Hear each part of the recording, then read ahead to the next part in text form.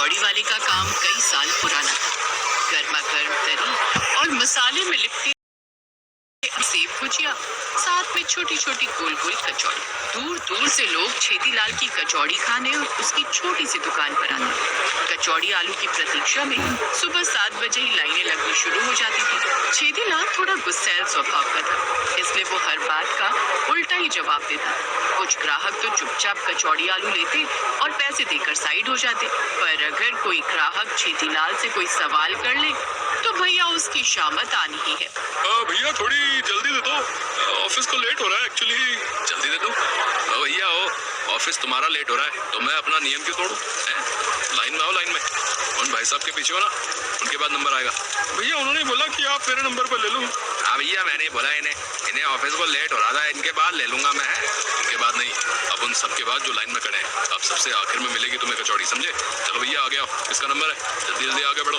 भैया ये कचौड़ी वाला बहुत गुस्सैल स्वभाव का है, हम तो इसीलिए बहस नहीं करते।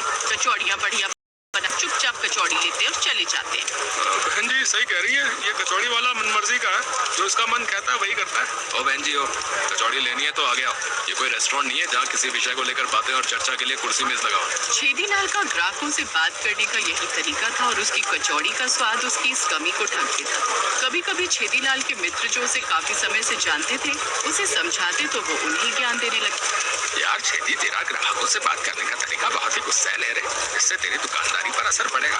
मेरी मान तो अपने गुस्से पर थोड़ी लगाम लगा, वरना किसी दिन तेरा गुस्सा तुझ पर भारी ना पड़ जाए, बता रहा हूँ। गुस्सा तो बाद में भारी पड़ेगा, अभी तो तुम मेरी दुकान के लिए भी भारी पड़ रहा है। पहले तो उतर मेरी दुकान से, और सुन टिक मत जाइए आज के बाद मेरी दुकान पर, समझा? बड़ा आया मुझे सिखाने वाला। और हाँ, जो कचौड़ी 10 रुपए देता जा। छेदीलाल के गुस्से की वजह से उसके दोस्तों ने उसकी दुकान पर आना बंद कर दिया।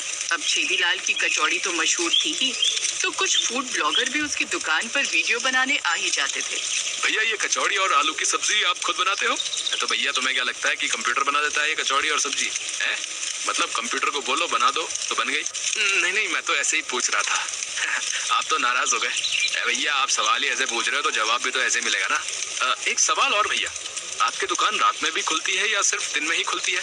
रात में मेरा भूत बेचता है कचौड़ी आलू। तुम सोते हो रात में कि जगते हो? हाँ मैं तो सोता हूँ। तो मैं ना सो फिर रात में? बताओ। भैया आप तो हर बात में गुस्सा दिखा रहे हो। भैया गुस्सा तो आएगा ही, दुकानदारी के बीच में तुम इतने सवाल किए जा रहे हो, अब मैं हर सवाल का उत्तर याद थोड़ी रखूंगा।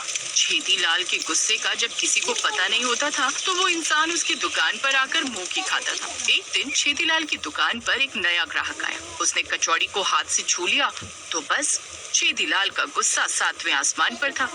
भैया कचौड़ी में दिल ज्यादा नहीं है क्या? भैया छुई कैसे तूने? बता कचौड़ी को छुआ कैसे? पता नहीं कहाँ कहाँ हाथ लगाए होंगे, यहाँ वहाँ खुजाया होगा, उन्हीं हाथों से छू ली कचौड़ी। हाँ तो गलती से छू ली, मैं तो एक कचौड़ी खाने आया था। एक नहीं, अब सारी कचौड़ी तुम्हें खानी पड़ेंगी, बता रहा हूँ। अब ये सारी कचौड़ी तुम्हारी है, उठाओ ये सारी कचौड़ी। उठाओ नहीं नहीं, पैसे मत दो, बस ऐसे ही उठा कर ले जाओ, तुम्हारे चाचा की दुकान है। आए और कचौड़ी छू छा कर 10 सवाल पूछे और निकल लिए। अरे जब खानी नहीं होती तो आते क्यों दुकान पे? चल भागे यहाँ से, फुट ले।